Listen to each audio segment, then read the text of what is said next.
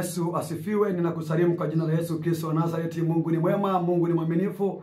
Ameendelea kutupa neema na kibali cha kwenda katika siku ya leo. Namshukuru Mungu sana kwa ajili ya neema hii na kwa ajili ya kibali hiki ambacho ameendelea kutupatia cha kuendelea katika siku ya leo. Kama kawaida, kwa majina yangu ninaitwa Mchungaji Jackson Komando. Leo nataka nije kuuliza ni somo lenye swali ndani yake, kwamba umeokoka kweli? Je, umeokoka kweli?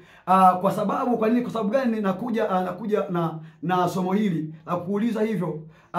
Kwa sababu unaweza kujiita umeokoka lakini ukawa bado haujaokoka.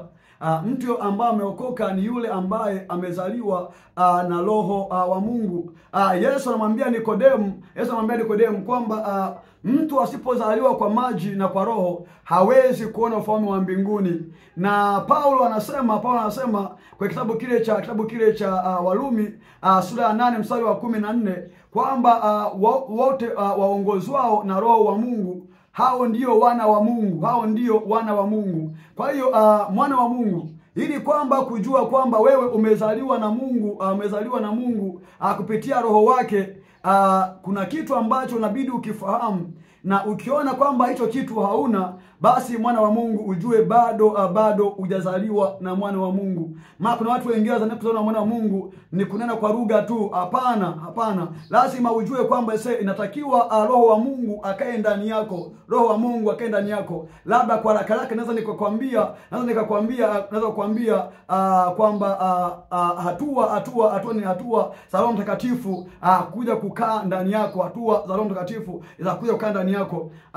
Roho Mtakatifu kulingana kitabu kile cha Yoeli sura ile ya pili mstari wa 28. Yoeli anatoa unabii, anasema Mungu anatoa unabii kupitia Yoeli, anasema kwamba itakuwa katika siku hizo kwamba atamimina Roho wake juu ya watu wote wenye mwili. Mungu anaahidi kwamba katika siku hizo, ama siku hizo ambazo tulizo nazo ndio hizi, kwamba Mungu atamimina Roho wake juu ya watu wenye mwili. Kuanzia pale ile siku ya Pentekoste kwa kitabu cha Matendo ya Mitume sura ya 2, Roho wa Mungu alipomiminwa, alimiminwa juu ya watu wote wenye mwili. Kwa hiyo Roho Mtakatifu kama bado hujampokea Yesu kwa Bwana Mwokozi wa maisha yako, anakuwa yuko nje yako, anakuwa yuko nje yako. Kwa sababu gani? Kwa sababu yeye kazi yake ni kumshuhudia Mungu, kumshuhudia Yesu, akiwa iko nje yako na kushuhudia ili kwamba umpokee Yesu. Ukimpokea Yesu, anaingia ndani yako. Ndio maana Yesu anasema katika kitabu kile cha Mathayo sura ya 14 mstari wa 16 na 17, anawaambia wanafunzi wake kwamba atamuomba Baba, naye Baba atawaletea msaidizi.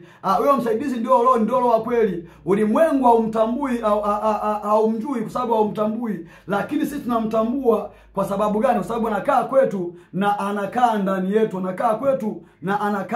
yetu. Kwa hiyo hatua ya pili baada ya Roho Mtakatifu kukaa nje, baada ya kumpokea Yesu, hatua ya pili, Roho Mtakatifu anakaa ndani yako.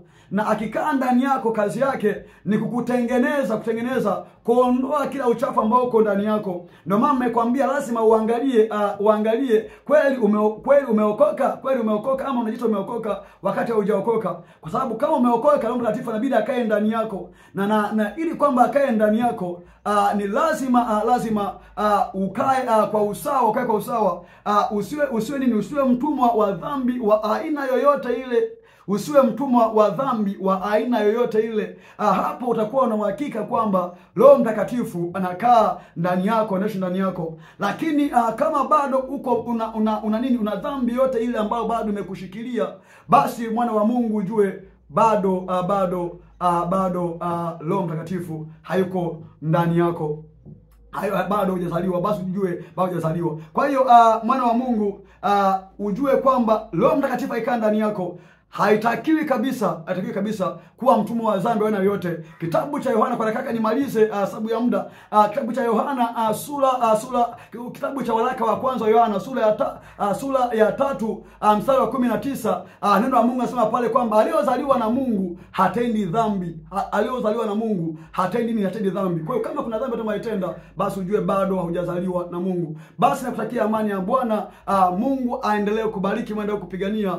Bado nitaendelea kuja kusema kile ambacho Roho Mtakatifu anasukuma ndani yangu kusema, ili kwamba uweze kupona. Nakutakia amani ya Bwana. Shalom, shalom, shalom, shalom, shalom, shalom.